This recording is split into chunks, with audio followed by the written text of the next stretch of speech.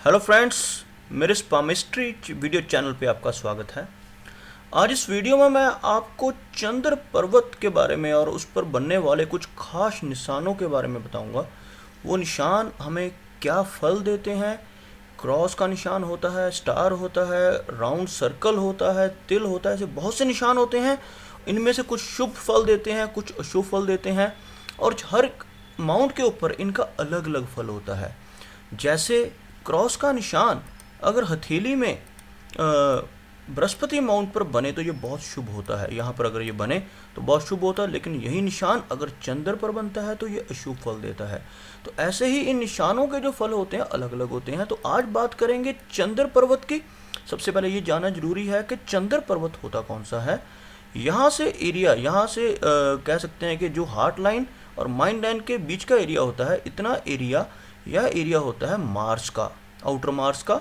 और उसके नीचे का जो एरिया होता है ऐसे घुमावदार एरिया, इसको हम मून का एरिया मान के चलते हैं, यानी चंद्र पर्वत। यह जो एरिया है ये चंद्र का है और यह हमें क्या बताता है, हमारी कल्पनाओं के बारे में, हमारी सहज ज्ञान के बारे में, और हमारे रेस्टलेसनेस भी इसी माउंट के ऊपर आधारित है। अगर हम बेचैन रहते हैं तो वो भी इसी मून के कारण है। और अगर किसी व्यक्ति के अंदर बहुत ही अच्छी लिखने की क्षमता है, राइटिंग एबिलिटी है, वो भी इसी माउंट के कारण होती है। और यह हमें इमेजिनेशंस देता है। अगर कोई राइटर है, कोई कल्पना करके कहानियाँ लिख सकता है, कविताएं लिख सकता है, तो वो सिर्फ इसी एरिया के कारण होता है। तो सबसे पहले ये जानना जरूरी होता है कि यह एरिया डोमिनेटिंग है या नहीं है। तो अगर किसी व्यक्ति का हाथ बिल्कुल सीधा है, यहाँ से फिंगर से बिल्कुल ऐसे सीधा है, इसने एरिया कम लिया है, तो यह माउंट डोमिनेटिंग नहीं है। बल्कि अगर किसी का हाथ यहाँ से ऐसे थोड़ा गुलाई लिए हुए है, जितना ज़्यादा बड़ा उस माउंट का एरिया होगा उतना ही वो माउंट इफेक्टिव होगा। यह बात का गौर करना चाहिए। अगर किसी माउंट, आपने देखना है कि किसी व्यक्ति का कौन सा माउंट बहुत ज़्यादा अच्छा है, तो हम उसका सबसे पहले एरिया देखते हैं कि उस माउंट ने एरिया हाथ में कितना कवर किया हुआ है। तो यहाँ से हमें पता चल जाता है कि कितना एरिया मून माउंट ने कवर किया है। तो सबसे पहले कुछ मैं शुभ चिन्ह बनाऊंगा। शुरुआत करते हैं शुभ चिन्हों से, ताकि बाद में अशुभ के बारे में भी बात की जा सके। तो अगर किसी व्यक्ति के हाथ में मून के ऊपर स्टार मार्क बनता है, स्टार बिल्कुल वेल फॉर्म्ड, जैसे ये पूरा एक जैसा स्टार बन रहा है, अच्छा स्टार फॉर्म बने, तो यह बताता है कि ऐसे व्यक्ति के भीतर कल्पनाशीलता बहुत होगी, कल्पना की शक्ति बहुत होगी। ऐसा व्यक्ति खोजें कर सकता है, लिखने की क्षमता बहुत अच्छी होगी, बहुत अच्छा रिसर्चर बन सकता है, और वो नेचर लवर होगा, यानी कि कुदरती चीज़ों को उसको प्यार होगा। ऐसे व्यक्ति जो पेड़ पौधों को, झीलों को, फूलों फलों को प्यार करते हैं, ऐसे व्यक्ति पोइट भी बन जाते हैं, कविताएं लिखते हैं खूबसूरती के बारे में। तो ऐसा व्यक्ति खूबसूरत चीज़ों के ऊपर कविताएं लिख सकता है, खूबसूरती का पुजारी हो सकता है, राइटर बन सकता है, अगर किसी व्यक्ति के हाथ में ऐसा पूरा वेल मार्क्ड अच्छा सा स्टार बन रहा हो। लेकिन अगर यह स्टार अच्छा नहीं बन रहा, कहने का मतलब ये है अच्छा नहीं बनने का, यहाँ मैं कहना चाहूँगा कि अगर स्टार अच्छा नहीं बन रहा, इस माउंट के ऊपर स्टार कुछ ऐसी फॉर्मेशन में बन रहा है, छोटी लाइंस हैं, कुछ ऐसा बन रहा है, तो यह थोड़ा सा नेगेटिव फल भी दे सकता है। ऐसा व्यक्ति यात्राएं करने से घबराएगा, घबराहट होगी उसको लंबी यात्राओं पे जाने की, क्योंकि ये जो मून का एरिया है ये यात्राओं के बारे में भी बताता है, हमें कल्पनाओं की दुनिया में भी ले जाता है, कल्पनाशीलता के बारे में भी बताता है। और यात्राएं, क्योंकि मैंने आपको पहले वीडियोस में बताया कि हम कैसे ज्ञात करते हैं कि हमारे हाथ में फॉरेन जाने की लाइनें हैं या नहीं है, वो भी इसी एरिया से, कि मून का सीधा रिलेशन पानी से है। पानी का मतलब ओशन, समुद्र, और यानी अगर हम समुद्र पार की यात्राएं करते हैं तो इसी एरिया से हमें लाइनों से पता चलता है। तो यहाँ मैं कह सकता हूँ कि ऐसा व्यक्ति जिनके हाथ में पूरा अच्छा वेल मार्क्ड स्टार नहीं है, ऐसे व्यक्ति के अंदर बाकी क्वालिटीज़ हो सकती हैं, राइटिंग एबिलिटीज़ हो सकती है, लेकिन यात्राओं से ऐसा व्यक्ति घबराएगा, डरेगा। चलिए अगले शुभ साइन की बात करते हैं, जिसको ट्रायंगल कहा जाता है। वैसे ट्रायंगल का कहीं पे भी होना शुभ माना जाता है, मैंने आपको पहले ही बताया। पतली लाइनों से बनने वाला ट्रायंगल किसी के हाथ में हो, यहाँ पर मून माउंट पे हो, तो ऐसे व्यक्ति के अंदर सहज ज्ञान बहुत अच्छा होगा, यानी उसकी नॉलेज जिसको हम कह सकते हैं बहुत अच्छी होगी। किसी भी टॉपिक पे ऐसे व्यक्ति से बात शुरू करने वो आपसे अच्छा तर्क वितर्क कर सकता है। बहुत अच्छी इमेजिनेशन, कल्पनाशीलता इस व्यक्ति के अंदर होगी जिसके हाथ में ऐसे क्रॉस बनता हो, और इसको रहस्यमय ज्ञान की काफ़ी जानकारी होगी, नॉलेज होगी। यानी कि रहस्यमय ज्ञान से क्या, मेरा कहने का मतलब जैसे एस्ट्रोलॉजी हो गई, पामिस्ट्री हो गई, टैरो रीडिंग हो गई, और बहुत सारे ऐसे न्यूमरोलॉजी हो गई, ऐसे बहुत सारे चीज़ें हैं जो रहस्यमयी हैं, जिनको बहुत से लोग इन पर यकीन नहीं करते, लेकिन यह चीज़ें एग्जिस्ट करती हैं और इनके बहुत अच्छे रिजल्ट भी हमें देखने को मिले। और जिनके हाथ में ऐसा क्रॉस बनता है उसको ऐसी रहस्यमय चीज़ों में काफ़ी रुचि भी होगी और उनको ज्ञान भी होगा। चलिए अगले साइन की तरफ बढ़ते हैं। जो पॉजिटिव साइन है वो है स्क्वायर का साइन। यानी पहले बता चुका हूँ कि स्क्वायर का साइन कहीं भी हाथ में आ जाए ये अच्छा फल देता है। अच्छा फल यानी यह हमें प्रोटेक्शन के बारे में बताता है। यानी कि कोई भी हमारे लाइफ में बुरा होने वाला है कुछ भी, और बीच में स्क्वायर का साइन आ जाए, वो हमें उस बुरी फल से बचा लेता है, प्रोटेक्शन देता है। तो यहाँ पर भी अगर मून के ऊपर ऐसा ये बनता है, स्क्वायर का साइन बनता है, तो ये बताता है कि ऐसा व्यक्ति के मन में नेगेटिव ख्याल आ सकते हैं, लेकिन यह स्क्वायर का साइन उन नेगेटिव ख्यालों से प्रोटेक्ट करेगा, उस व्यक्ति को बचाएगा। यानी अगर बाकी की लाइनें अशुभ भी हों हाथ में, और ऐसे व्यक्ति के हाथ में ऐसे कुछ निशान बनते हों कि वो नेगेटिव सोचता हो, लेकिन ये उसको बचा लेगा, यानी उस व्यक्ति की लाइफ को सेव कर देगा। आगे बढ़ते हैं। अगर इसी माउंट के ऊपर किसी व्यक्ति के ट्राइडेंट का साइन बन जाए, ट्राइडेंट का साइन मैंने बताया कुछ ऐसा, यानी जिसको त्रिशूल कहा जाता है, तो मैं कहना चाहूँगा कि ऐसा व्यक्ति बहुत ही अच्छा ब्रिलियंट दिमाग वाला होगा, और ऐसे व्यक्ति के अंदर किसी चीज़ का एनालिसिस करने का बहुत ही एनालिसिस करने की बहुत अच्छी क्षमता होगी। ऐसे व्यक्ति ज़्यादातर ऐसे व्यक्ति पामिस्ट देखे गए हैं, या जन्मपत्री देखने वाले, या हाथ की रेखाएं देखने वाले, या और ऐसी बहुत सी चीज़ें जिनमें बहुत गहन ज्ञान की ज़रूरत होती है। ऐसे व्यक्ति जिनके हाथ में त्रिशूल इस चंद्र पर्वत पे होता है, बहुत ही उनकी नॉलेज जो होती है बहुत ही अच्छी होती है, और सोचने का प्रोसेस बहुत अच्छा होता है, और इनकी इंटेलेक्चुअल नॉलेज बहुत अच्छी मानी जाती है जिनके हाथ में ऐसा त्रिशूल का साइन चंद्र पर्वत पे बन जाए। इसके बाद बात करते हैं रेखाओं की। अगर सिर्फ एक खड़ी लाइन इसके ऊपर हो, जैसे मैंने बताया था कल परसों वाली अपनी एक वीडियो में कि यहाँ बुद्ध पे एक खड़ी लाइन क्या बताती है। अच्छा, बुद्ध यानी एक खड़ी लाइन किसी भी माउंट के ऊपर होना शुभ माना जाता है, और ऐसा व्यक्ति जिसके हाथ में सिर्फ बाकी के कोई और निशान ना हो, एक सीधी खड़ी लाइन हो, क्रॉस वगैरह ना हो, तो ऐसा हम कह सकता हूँ कि ऐसे व्यक्ति के अंदर सोचने समझने की क्षमता बहुत ज़्यादा होगी, बहुत ही इंटेलिजेंट माइंड होगा उस व्यक्ति का, और लिखने की क्षमता बहुत अच्छी होगी, बहुत सुंदर लिखाई हो सकती है ऐसे व्यक्ति की, और साथ ही साथ दिमाग बहुत तेज़ होगा, और ऐसा व्यक्ति अच्छा राइटर बन सकता है, कुछ भी लिख सकता है। अगर एक की बजाय ज़्यादा लाइनें हों, खड़ी लाइनें ऐसे, तो ये नेगेटिव तो नहीं होंगी, लेकिन उस व्यक्ति की जो क्षमता है बहुमुखी होगी, बहुत अलग अलग तरह की चीज़ें वो एक साथ इकट्ठी करेगा।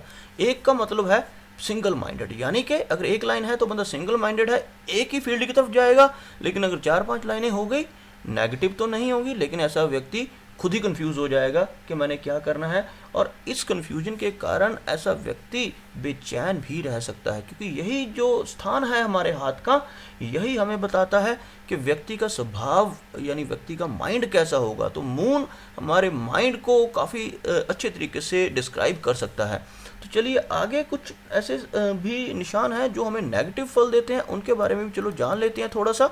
अगर मून माउंट के ऊपर कोई सर्कल जैसा चिन्ह, पतला सा वृत्त बन रहा हो, तो यह हमें क्या बताता है?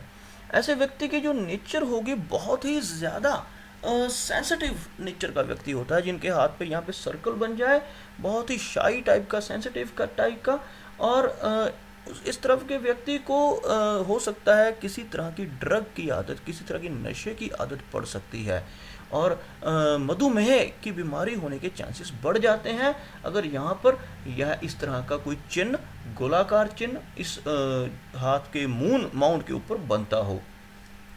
इसके बाद बात करते हैं आइलैंड की। आइलैंड के बारे में बता चुका हूँ, हाथ में कहीं पे भी आइलैंड का चिन्ह बनना शुभ नहीं होता। मैंने आपको बताया था आइलैंड का चिन्ह कैसा होता है, कुछ इस तरह से आइलैंड का चिन्ह कई बार लाइन के ऊपर होता है और कई बार ऐसे बनता है, यानी बीच में एक द्वीप जिसको हम कह देते हैं, उसको आइलैंड कहते हैं।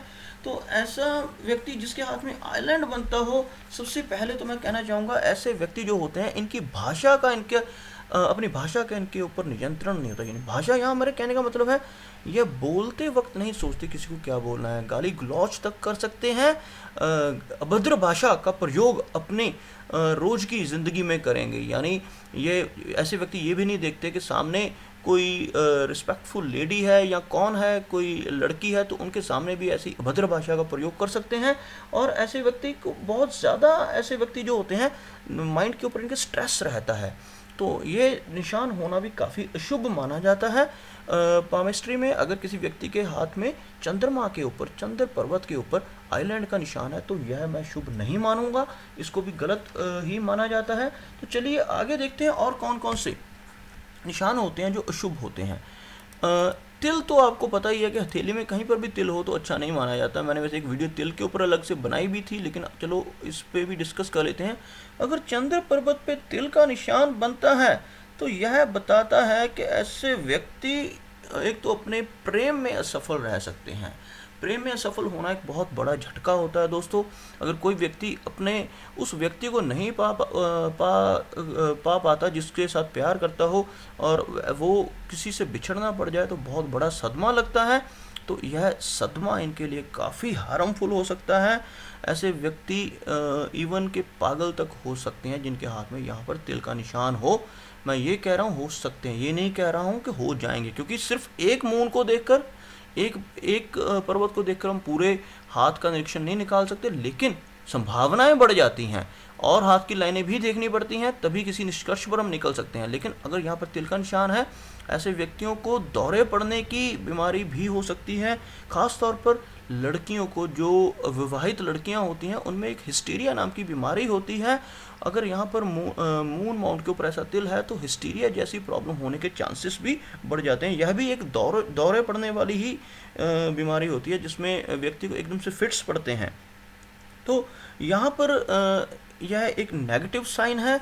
चलिए आगे देखते हैं और कौन कौन से नेगेटिव साइंस होते हैं।